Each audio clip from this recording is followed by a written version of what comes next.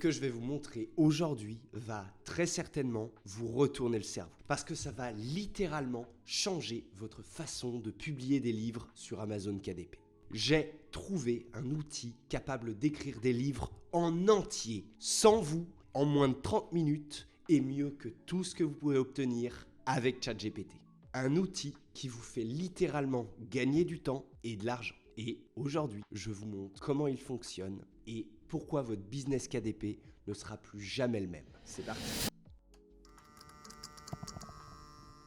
Juste avant qu'on ne démarre, petit rappel important, mais n'hésitez pas à vous abonner à la chaîne si ce n'est pas déjà fait. Parce que je publie des vidéos chaque semaine pour vous aider à vivre de vos livres et à aller plus loin dans votre business KDP et plus largement en auto-édition. Ça serait vraiment dommage de rater ça, non ? Également, à chaque fin de vidéo, il y a 1 heure de coaching à gagner en tête-à-tête avec moi. Développer votre business KDP. Pour participer, c'est super simple. Il vous suffit de liker la vidéo, d'être abonné évidemment et de me laisser un petit commentaire. Et votre nom passe automatiquement dans le tirage au sort de la semaine. Allez, on attaque. Écrire un livre, ça prend du temps. Beaucoup de temps d'ailleurs. Et même aujourd'hui, avec ChatGPT et les autres IA existantes, c'est encore un vrai combat pour faire rédiger un livre en entier. On doit guider chaque phrase, on doit reformuler, corriger les incohérences, on doit même relancer quand l'IA part en freestyle, on doit restructurer ce qui ne va pas, et j'en passe. Bref, c'est plus rapide que d'écrire soi-même, certes, mais ça reste loin d'être facile et automatisé. Parce qu'on finit souvent avec des chapitres inégaux, avec une cohérence approximative, et un style parfois discutable, voire très discutable. Oui, l'IA nous aide, mais elle n'écrit pas un livre sans nous. Elle permet d'accélérer, elle accompagne, mais elle ne remplace pas nos heures de travail. Elle ne remplace pas la supervision constante et le travail d'un véritable auteur. Du moins jusqu'à maintenant. Parce que l'outil que je vais vous présenter aujourd'hui change absolument tout. Et quand je dis tout, je ne parle pas d'une petite amélioration, je parle d'un changement complet de dimension. Cet outil est capable d'écrire un livre entier, cohérent, structuré, fluide, de qualité professionnelle en moins de 30 minutes. Et le plus fou dans cette histoire, c'est qu'il le fait sans vous, sans que vous ayez à corriger, sans que vous ayez à relancer, sans que vous ayez à superviser la moindre phrase. Juste 3 clics, une idée et il suffit de laisser tourner. Et quand je vous dis qualité professionnelle, je ne parle pas d'un texte passable. Je parle de livres qui tiennent debout du début à la fin. De livres qui s'enchaînent naturellement, qui ont un vrai style d'auteur et qui ne partent jamais en vrille, qui ne sortent jamais des rails, qui fonctionnent aussi bien pour la fiction que pour la non-fiction. Très honnêtement, c'est le meilleur outil d'écriture que j'ai testé. Et vraiment, il n'y a pas photo. Et Dieu sait que j'en ai testé. Ça dépasse de loin, de très loin, ce que vous pouvez obtenir avec ChatGPT, Claude, Gemini ou n'importe quelle autre IA rédactionnelle. On n'est plus du tout dans une aide à l'écriture. On entre dans une nouvelle ère. Une IA qui écrit pour vous, qui écrit vraiment pour vous. Une IA capable de transformer une simple idée en un manuscrit complet. Un manuscrit publiable, sans que vous ayez à y passer vos soirées, vos week-ends ou même votre force mentale. Et le jour où j'ai vu ça fonctionner pour la première fois, je me suis arrêté net et je me suis dit, ok, là, on vient juste de changer de dimension. Parce que si vous faites du KDP, si vous voulez publier plus vite, augmenter votre catalogue, être plus régulier ou même scaler votre business, ce genre d'outil ne vous aide pas. Il vous propulse. Et c'est exactement ce que je vais vous montrer maintenant. On y va. Ok, on est parti pour le petit tutoriel d'utilisation de OneBookLab, l'IA qui va révolutionner votre business KDP. Alors, quand on démarre, on arrive sur cette page d'accueil pour créer un nouveau livre. D'accord, ici, il y a plusieurs petites choses à voir, à faire. Déjà, première des choses, et je vous conseille vraiment de le faire, c'est quand même d'aller voir le petit tutoriel écrit, d'accord, qui vous explique en fait très clairement toute la démarche à suivre pendant l'étape de la création. Là, pour le coup, je vais vous le faire en vidéo, mais ce petit tuto résume très bien toutes les différentes étapes par lesquelles on va passer, d'accord? Donc, si vous voulez un petit peu plus de détails, je vous conseille vraiment d'aller le voir, ok? Il vous explique absolument tout en détail en fin de compte, que ce soit en non-fiction ou en fiction. Hop, je reviens un petit peu en arrière. En haut, à droite, on a le nombre de tokens qu'on a selon votre abonnement. Et surtout, ce qui est assez intéressant, c'est le changelog. Le changelog, en fait, il va simplement retracer toutes les différentes nouveautés qui vont arriver ou qui ont déjà été mis en place. Vous voyez, là, on a déjà pas mal de petits changements à venir qui vont arriver au cours de ce mois-ci, au cours du mois de janvier. Mais voilà, c'est là où vous retracez toutes les différentes nouveautés liées à cet outil. D'accord?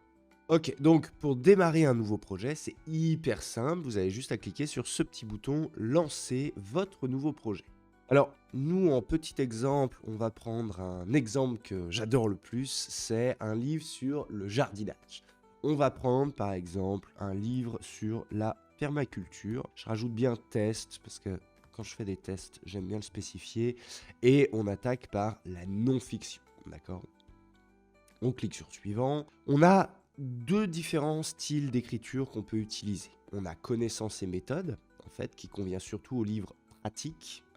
On a un petit exemple, par exemple, comprendre l'univers facilement, apprendre à méditer en 21 jours. En fait, c'est vraiment comment dire, de l'enseignement. Et de l'autre côté, on a inspiration et transformation. C'est plus émotionnel, c'est plus storytelling, c'est plus pour tout ce qui convient au style développement personnel, par exemple, ou quelque chose qui inspire vraiment vos lecteurs. Okay, donc nous, pour ce test-là, on va partir sur connaissances et méthodes et on va juste cliquer sur démarrer. Il faut savoir que le ton du livre, ça va simplement donner une direction. Ce qui va vraiment être important, c'est ici tout ce que vous allez remplir. Alors, pour la non-fiction, c'est assez facile, il n'y a pas tant de choses à mettre. D'accord, il y a surtout beaucoup de choses à vérifier. Ce sera un petit peu plus dur pour la fiction, on ira voir ça en détail un petit peu après. Ici, vous pouvez, alors c'est même pas vous pouvez, c'est ici, vous devez mettre votre pitch de livre et le reste, c'est un petit peu optionnel, d'accord? Par exemple, le ton et le style littéraire, ça reste de l'optionnel, d'accord? C'est un peu la voix narrative, le rythme, etc. Notre cible et promesse, c'est aussi un petit peu secondaire et surtout, la promesse du livre à bien ajouter. Ce que j'entends par là, c'est que par exemple, en termes de pitch, je pourrais lui mettre par exemple, écris-moi un livre sur la permaculture. Et promesse du livre, apprendre au lecteur à jardiner en permaculture. Là, rien qu'avec ces simples petites informations, il va pouvoir nous pondre un plan. D'accord? Il va pouvoir nous pondre quelque chose. Ok? Sauf que ça ne sera pas quelque chose de très personnalisé. Ça va quand même rester quelque chose de très générique. C'est normal, on ne lui a pas vraiment donné de direction, on ne lui a pas donné de pitch, on ne lui a pas donné de promesse, on n'a pas dit une cible, un ton ou un style littéraire, etc. Là, ce qui est important à comprendre, c'est que plus vous allez être spécifique et détaillé dans vos prompts de base, alors sans faire des autoroutes, d'accord, mais être un petit peu plus spécifique, et meilleurs seront les résultats de sortie, ok? Parce que ça va vous faire gagner du temps pour la suite. Donc ça ne veut pas dire qu'il ne faut pas réfléchir, il faut aller un petit peu plus loin que simplement écris-moi un livre sur la permaculture. Là, pour l'exemple, je vais m'aider un petit peu de ChatGPT, étant donné que je ne sais pas trop quoi dire sur la permaculture actuellement. Donc, on va simplement développer un petit truc avec ChatGPT. Retenez bien encore une fois que plus vous serez spécifique et détaillé, plus vous lui direz exactement ce que vous voulez et meilleurs seront vos résultats. Si vous avez vraiment un livre précis en tête, il faut le détailler. Sinon, l'IA, elle remplira les blancs directement. Donc là, étant donné que vraiment c'est pour un test, je ne vais pas trop me fouler, mais vraiment soyez spécifique et détaillé. Ok, donc là, ChatGPT m'a donné ce petit pitch. Hop, je vais directement l'ajouter. En termes de ton et de style littéraire, c'est là où on peut décrire un petit peu plus, d'accord? Décrire un petit peu le ton ou le style qu'on aimerait avoir. On peut soit le mettre, donc par exemple, on va voir sur chat et on lui dit « Donne-moi le ton et le style littéraire », où justement, il va nous faire une petite proposition, c'est pas forcément la meilleure, ok, encore une fois, c'est un test. Mais c'est important de lui mettre si vous voulez donner une certaine direction, un certain, on va dire, niveau à votre livre. Ok, donc on peut soit directement le décrire, soit on peut l'importer depuis un style existant, depuis tout document écrit. Alors, ça fonctionne mieux quand il n'y a pas de mise en forme dans ce document, donc, par exemple pas de page de garde, pas de sommaire, pas ce genre de choses, vraiment du texte brut. Vous pouvez lui donner par exemple, je sais pas, un courrier de l'URSSAF, il va vous travailler en tant que courrier de l'URSSAF, d'accord? Vous pouvez donner tous les styles que vous voulez. Là, pour le test, hop, J'ai pris un test de style, on va extraire le style, voir un petit peu ce que ça donne. Donc voilà, il nous en donne un petit peu plus. Donc par exemple, structure des phrases, majorité de phrases longues, ponctuation d'incises, d'exclamations et d'anaphores, mélange narration et interpellation directe. Est-ce qu'il y a du dialogue, fréquent inséré dans le récit, majoritairement oraux et familier, souvent en style direct? Alors, dialogue, ça dépend, c'est si en fait c'est un livre très professoral qui parle directement au lecteur, ou ce que je vous conseille, c'est de l'enlever directement. Les descriptions, etc., etc. Alors, c'était peut-être pas forcément le texte le plus adapté pour ce type de livre, mais voilà, ça vous extrait directement le style du bouquin. Pour le coup, je ne vais pas l'ajouter, je voulais juste vous montrer un petit peu ce que ça pouvait donner. Ok. Ici, je vais garder tel quel. Ok, la cible du livre. Ok, donc là, il nous a donné une certaine cible qu'on va venir récupérer, qu'on va ajouter. Et enfin, on va lui demander la promesse du livre. Alors, évidemment, comme je le disais, ne le faites pas aussi rapidement que moi. Vérifiez correctement chaque info en fonction du livre que vous voulez, d'accord? Parce que là, c'est vraiment pour un test. Vous, si vous développez un livre, ça sera un véritable livre que derrière, vous avez envie de publier. Donc, faites-le vraiment correctement, vérifiez. D'accord, je suis d'accord que je passe un petit peu vite, mais je ne vais pas me fouler pour le test. Ok, une fois que je fais continuer vers l'éditeur, on arrive justement à l'édition de chapitres. Alors, si on veut, on peut éditer soi-même ces chapitres, si on a correctement travaillé en amont, comment dire, le sommaire, avec, je sais pas, par exemple, le titre des chapitres, du style, les bases de la permaculture. On va écrire correctement, ça sera mieux. Avec, je sais pas, la sous-partie 1, ce serait c'est quoi le jardinage? Par exemple, d'accord, c'est vraiment tac-tac, d'écrire le jardinage, etc. Ça, c'est vraiment, voilà, si vous avez vraiment travaillé votre texte en amont, je vous conseille vraiment de personnaliser. Encore une fois, plus vous serez spécifique et détaillé, meilleurs seront vos résultats de sortie, d'accord? Donc, si vraiment vous avez un livre type avec un objectif type précis, détaillez-le. Mais sinon, l'IA, elle peut très bien remplir les blancs. On peut très bien proposer un plan directement depuis tout ce qu'on a partagé sur l'étape de la configuration. Ok? Donc ici, on va rester sur l'étape. Hop, je vais enlever un petit peu ça.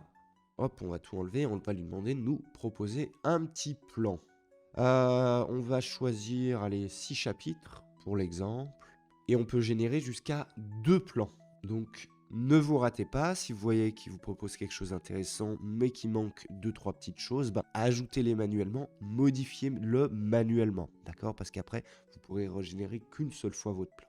Ok? Aussi, une chose très importante, mais sur l'introduction et la conclusion, l'intervention humaine est indispensable. Ok? Parce que c'est vraiment les premiers et derniers mots que vos lecteurs vont voir. Donc, je pense que c'est toujours bien d'y personnaliser un petit peu plus, d'y rajouter une petite patte, d'accord? Une petite patte humaine. Et là, voilà, justement, il nous a proposé un petit plan avec une introduction, une idée directrice, introduction sur la découverte de la permaculture, comme méthode simple et joyeuse pour jardiner. Présentation de l'objectif, etc. Donc ça, comme je le disais, c'est bien de le personnaliser en humain. Alors, soit à ce niveau-là, au niveau du plan, si vous voulez quelque chose de plus spécifique, mais toujours à bien relire derrière, soit au niveau de l'écriture en elle-même, en personnalisant et en écrivant ce que vous vouliez, ce que vous avez envie. Ici, on voit qu'il nous a proposé, alors j'aurais peut-être pas, comme je vous disais, j'aurais peut-être pas fait ça exactement. Bon, c'est une idée, c'est un certain ordre d'idée qui peut être cohérent, mais pas avec ce que moi, personnellement, j'avais en tête. Pour le coup, je ne vais pas le régénérer. Encore une fois, c'est un exemple. Mais c'est pour vraiment vous dire, soyez spécifique en fonction de ce que vous voulez. Ne laissez pas forcément l'IA combler vos blancs. D'accord? Laissez-la se développer sur la direction que vous allez lui donner. Donc on voit que là, sur le chapitre 1, il nous a fait 3 parties. Alors on pourrait en rajouter, on pourrait en développer, on pourrait en modifier. Encore une fois, c'est un exemple, je ne vais pas le faire ici directement. En termes de paragraphe, on peut aussi choisir la longueur du paragraphe traité. Par exemple, sur la sous-partie adopter la logique du jardinage naturel, si on reste sur standard, ce paragraphe-là, donc cette sous-partie 1 du chapitre 1, va faire environ 1000 mots. D'accord. Si on reste en court, on est à 500 mots, et si on est en long, on est environ à 1500 mots. C'est bien d'essayer de moduler ça en fonction de, ok, est-ce que la partie est compliquée? Est-ce que la partie a besoin de plus de détails, etc., etc., etc. Là, pour le coup, je reste en standard. Encore une fois, c'est un test, ok?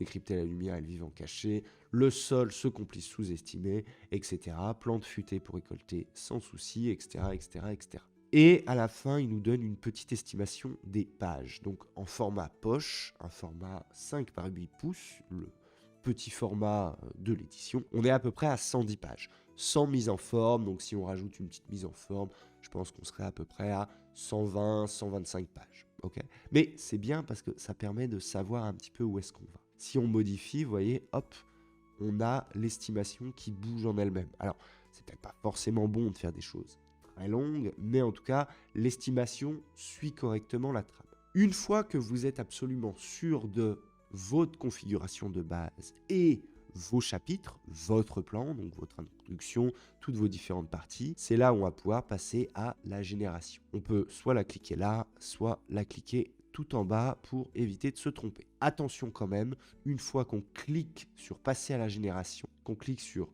tout générer, on ne pourra pas revenir en arrière. D'accord, enfin, ce que j'entends par là, c'est que vos tokens vont être consommés, donc le projet sera parti. Donc vraiment, soyez absolument sûr de tout ce que vous avez développé et ce que vous allez générer. Il vous suffit de cliquer sur tout générer. Cette action consommera 10 tokens. Avez-vous bien relu vos prompts? Pour moi, pour le coup, c'est un test. Non, mais vous, de votre côté, il faut que vous le fassiez. Et on lance la génération. Ok, donc on a laissé l'IA nous générer notre livre, il a tourné pendant un petit quart d'heure, une petite vingtaine de minutes, et on se retrouve avec notre livre écrit. Ici, il faut savoir qu'on peut aller un petit peu plus dans le détail vis-à-vis du texte, donc je vous conseille évidemment de relire, mais vous pouvez développer un petit peu plus le texte, le rendre plus court, etc., etc. Vous avez droit à 5 modifications sur l'ensemble d'un livre, donc attention à où est-ce que vous modifiez les choses, et c'est aussi pour ça qu'il faut bien faire attention en amont, bien avoir, bien avoir détaillé en amont pour éviter de se retrouver dans la situation où il y a des choses qui vont pas et il faut recommencer. Mais là, en un sens, c'est bon, on a notre livre écrit. Alors, je ne vais pas le relire évidemment là tout de suite, vu que c'est pour l'exemple. On clique sur télécharger et voilà, on se retrouve justement avec notre livre. Alors, évidemment, il faut faire une petite mise en forme et impérativement avoir une relecture humaine. On ne publie pas un livre tel quel, même si l'outil est excellent, il y a possiblement toujours quelques petits ratés. D'accord ? Ça, c'est malheureusement inhérent à l'IA et seul l'œil humain peut le détecter. Donc, dès que vous avez un livre qui sort de OneBookLab, vous le relisez correctement, vous le re-regardez correctement. Puis surtout, évidemment, vous faites la petite mise en forme. D'accord ? Mais là, on a le texte. Alors, là, en format de sortie, on est en format de sortie normal, donc un document A4.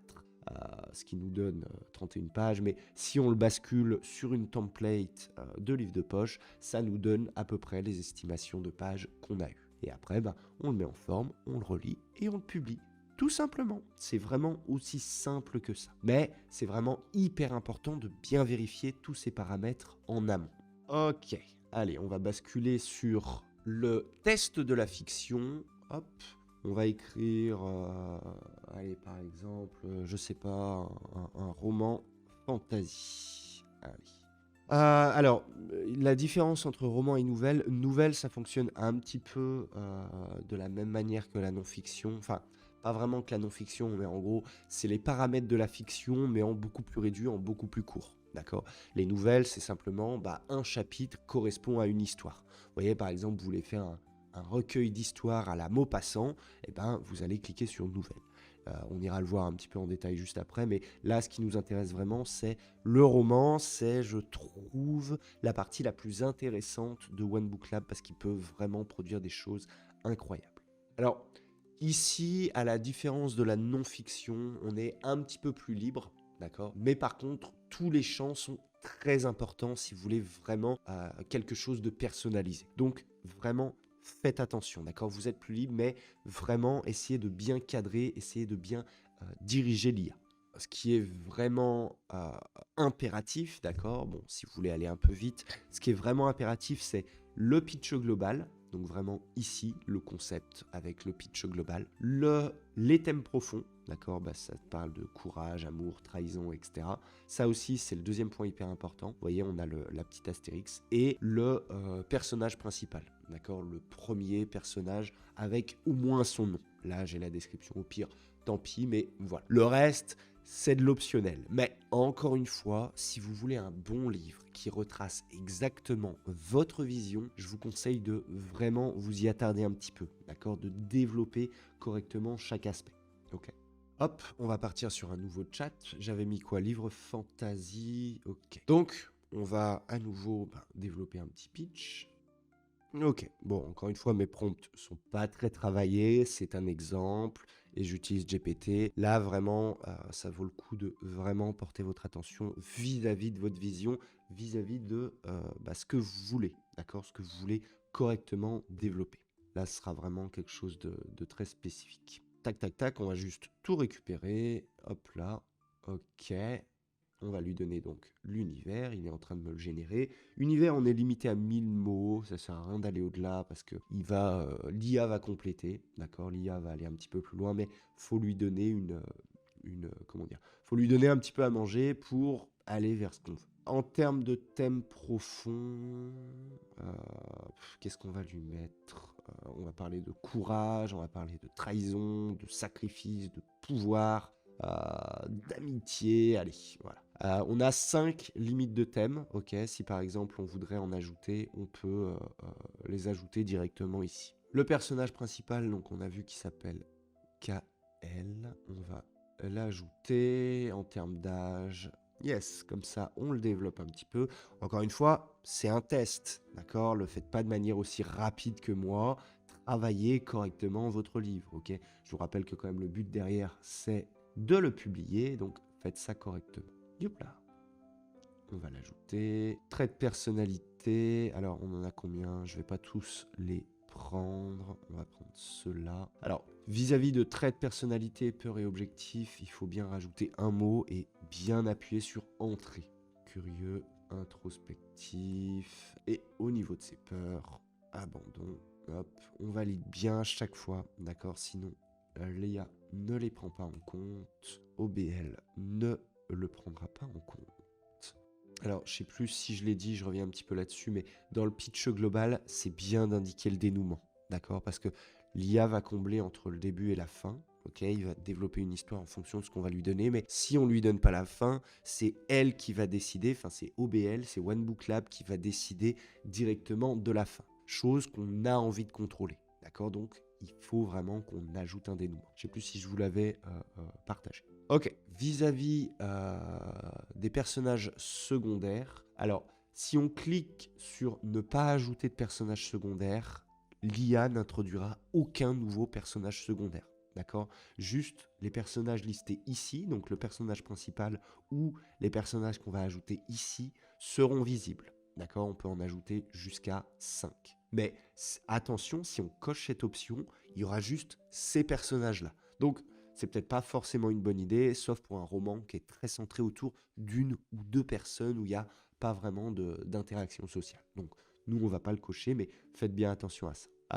Personnage secondaire, nous, on va en ajouter 2. De toute façon, après, il va, comment dire, l'IA va combler avec le reste. Ce que j'entends par là, c'est qu'il va lui-même développer des personnages, mais c'est bien, par exemple, de créer soit un allié, soit un mentor, un antagoniste, un rival, ou un intérêt amoureux. Là, on va créer l'antagoniste et on va créer un allié. L'antagoniste, hop. Ok, donc là, voilà, il nous a développé notre premier allié. Alors, je vais pas aller aussi loin. Hop, la description, ça suffit. Oh, on peut même rajouter ça directement. En fait, ici, ça ira très bien. Alors, ce qu'il faut savoir aussi, c'est au niveau des personnages secondaires, l'IA fonctionne mieux, enfin OBL fonctionne mieux en termes de paragraphes, d'accord, qu'en termes de bullet point. Ça fonctionne très bien, mais c'est quand même mieux quand c'est en bullet point, ok? Directement, je vais enlever en fait les traits de personnalité, etc. Ça nous sera pas utile, de toute façon c'est un test. Et on va développer l'antagoniste, Yopla, Lord Malcor Vael. Voilà. Après, on pourrait en rajouter d'autres, d'accord? Vraiment des personnages qu'on aurait nous-mêmes envie de développer, mais l'IA va elle-même combler les blancs, enfin, elle va elle-même développer des personnages, sauf si vous cochez stockage, donc faites vraiment attention. Ensuite, on passe sur tout ce qui est ton, public et temporalité. Alors, on a plusieurs tons de récit qu'on peut développer. On a épique, sombre, léger, dramatique, humoristique, contemplatif, mystérieux ou romantique. Je sais qu'à l'avenir, va y en avoir d'autres aussi, mais là pour l'instant on a tout cela, ce qui nous donne quand même un grand panel. Je pense que sombre peut être assez intéressant. Vis-à-vis du public cible, on va faire un young adult, hop.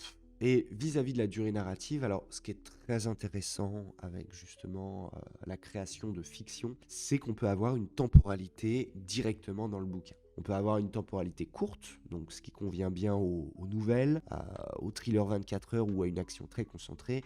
On a quelque chose de moyen qui se déroule sur 1 à 2 semaines, en gros un roman standard par exemple, ou on a quelque chose de long qui se déroule sur plusieurs mois, une saga, une épopée ou une fresque temporelle.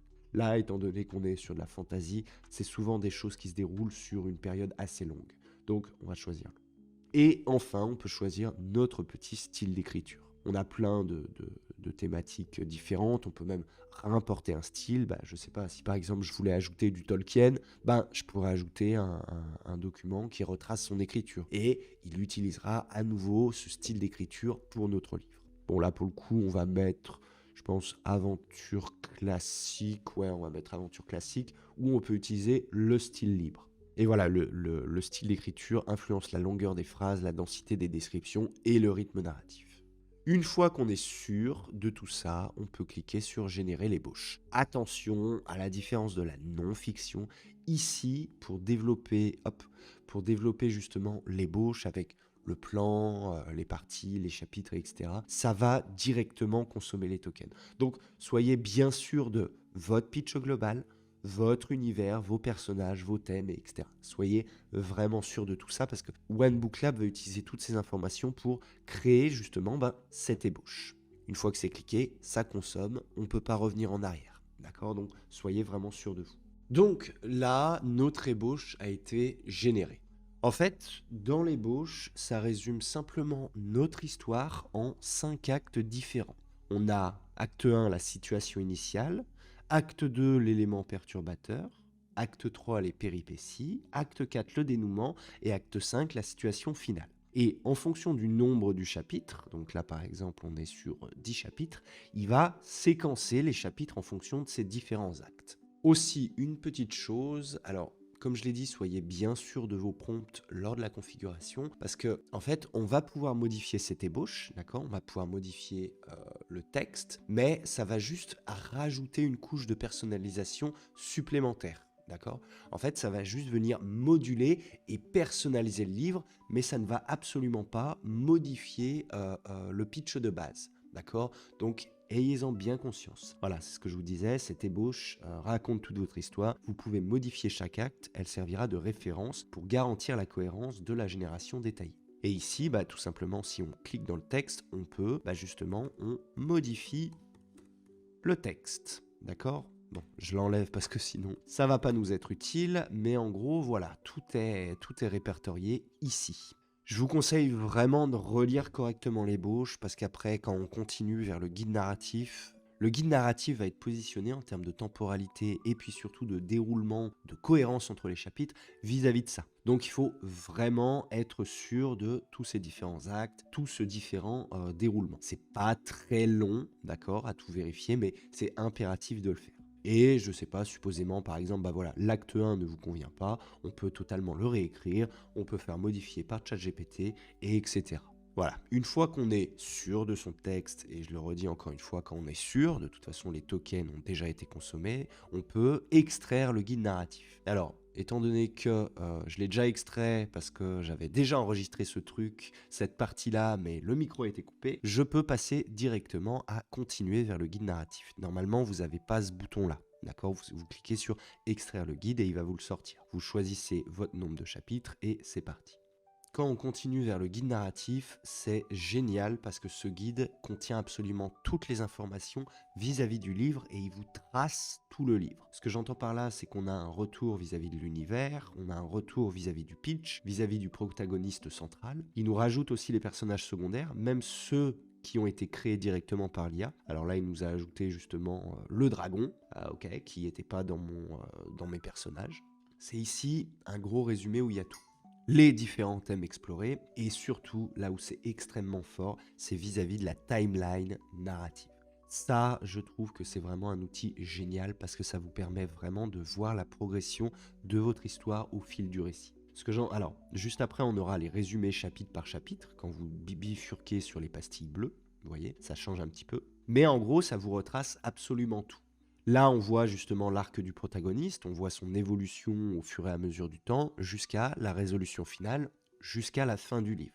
On voit aussi les setups, qui sont tout simplement les intrigues, la mise en place de différentes intrigues. Donc on voit, alors soit elle est en plusieurs durées, donc elle s'établit sur plusieurs chapitres, soit elle est inhérente à un seul chapitre. Vous voyez par exemple là le chapitre 3, il y a beaucoup d'intrigues qui commencent à être créées. D'accord? Et il y a les payoffs aussi. Justement, payoff, c'est la résolution de l'intrigue, donc la fin d'une intrigue tout simplement. On voit aussi les continuations immédiates ou les progressions temporelles. Donc je vais vous zoomer un petit peu plus, vous voyez, quand le trait est plein, c'est une continuation immédiate. Par exemple, on a ça entre le chapitre 8 et le chapitre 9. On voit que là, il y a une progression immédiate, mais là où c'est en pointillé, c'est une progression temporelle. Par exemple, du chapitre 1 au chapitre 2, il y a une progression qui se fait, d'accord? Si par exemple, voilà, on a tout le chapitre qui est résumé ici, quand on clique sur les pastilles bleues de la timeline. Donc voilà, ça nous résume qu'est-ce qui va se passer dans le chapitre, l'objectif narratif, établir le monde, introduire Kael, expliquer la tension magique et la mémoire des dragons, l'arc de transformation de Kael, notre protagoniste principal. Donc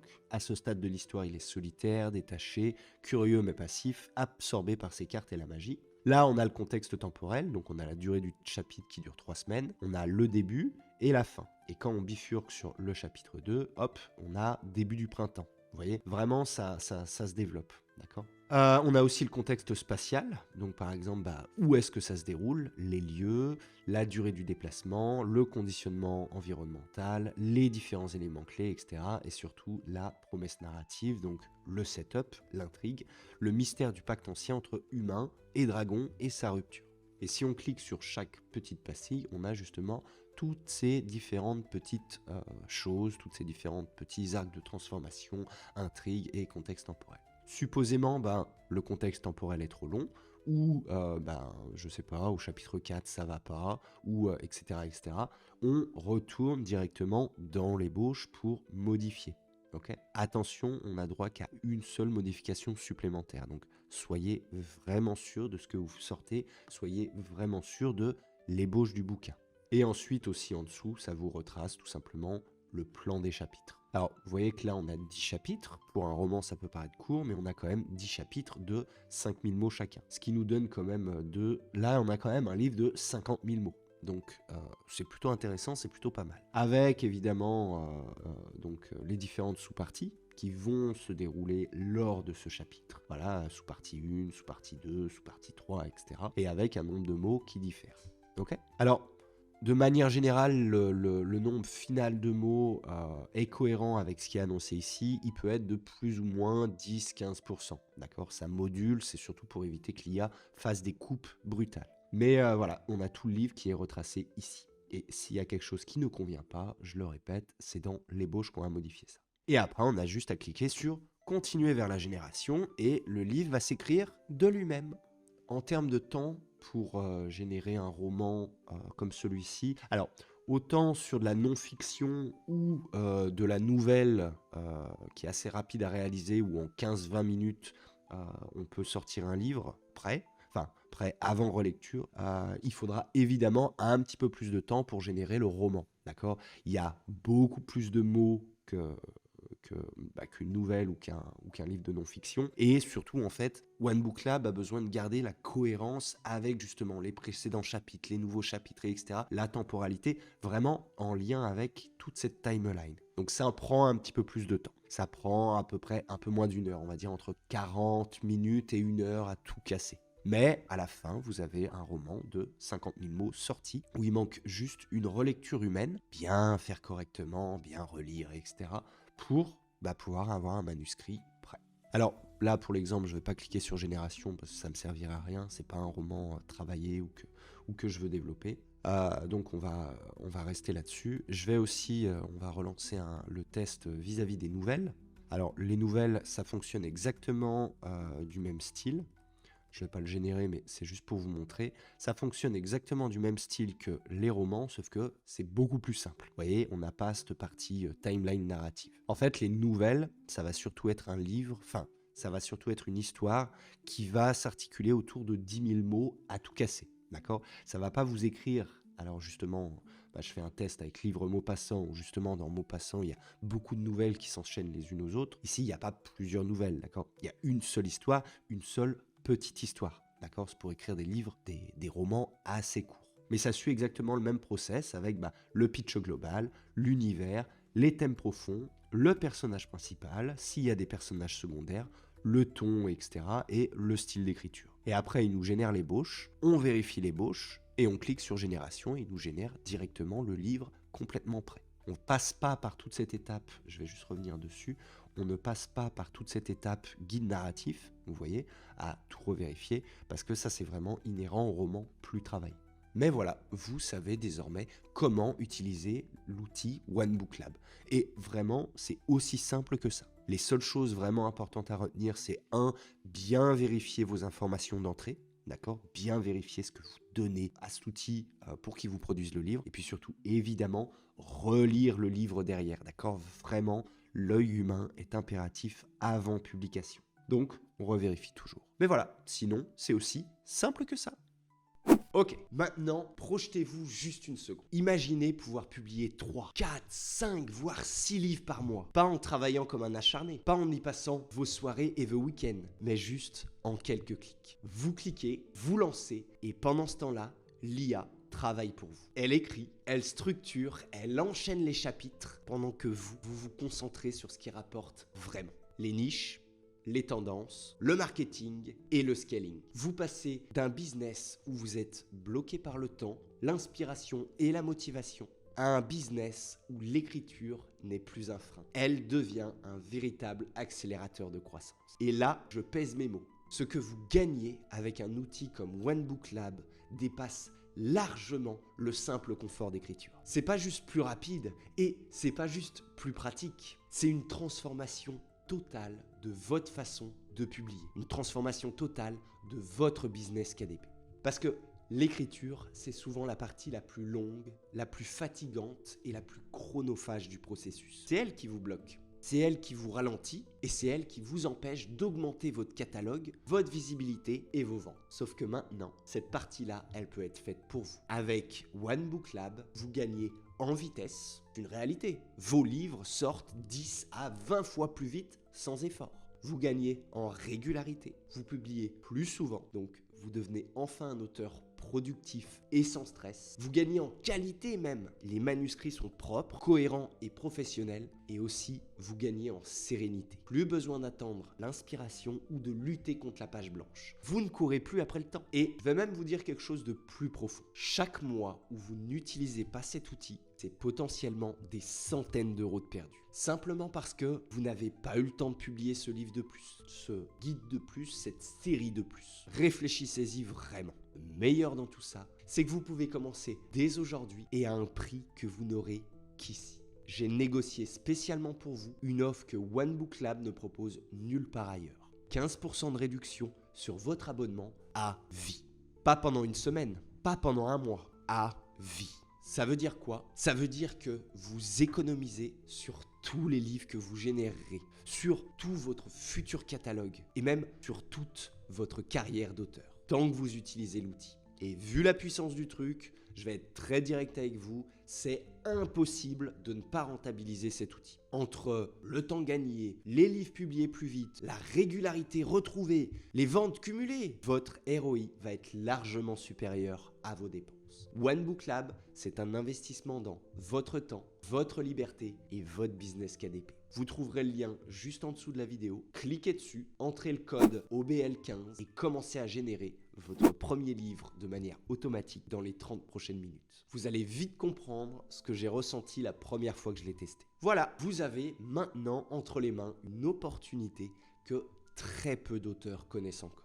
Et j'ai vraiment hâte de voir ce que vous en ferez et de voir votre business KDP s'accélérer de manière exponentielle. Avant de clôturer cette vidéo, n'oublie pas notre petit rendez-vous habituel, le traditionnel tirage au sort de la semaine. Le grand gagnant de cette semaine qui remporte 1 heure de coaching en tête-à-tête avec moi est... Tadam ! Félicitations à toi, j'ai hâte qu'on puisse discuter ensemble et voir ce qu'il est possible de mettre en place. Tu peux me contacter directement sur mon adresse mail qui s'affiche juste ici.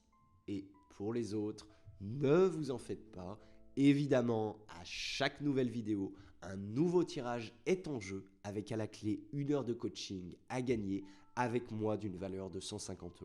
Donc, si vous voulez participer, c'est très simple. Abonnez-vous, c'est important si vous voulez participer, sinon vous n'êtes pas pris en compte. Mettez un petit like et surtout commentez cette vidéo. Le résultat de ce nouveau tirage au sort sera annoncé jeudi prochain à 18 h avec la sortie de la nouvelle vidéo. Pour ma part, je vous dis à très bientôt. Merci de m'avoir suivi dans cette vidéo. Allez tester OneBook Lab et faites grossir votre business KDP dès maintenant. Tout repose désormais entre vos mains. Salut!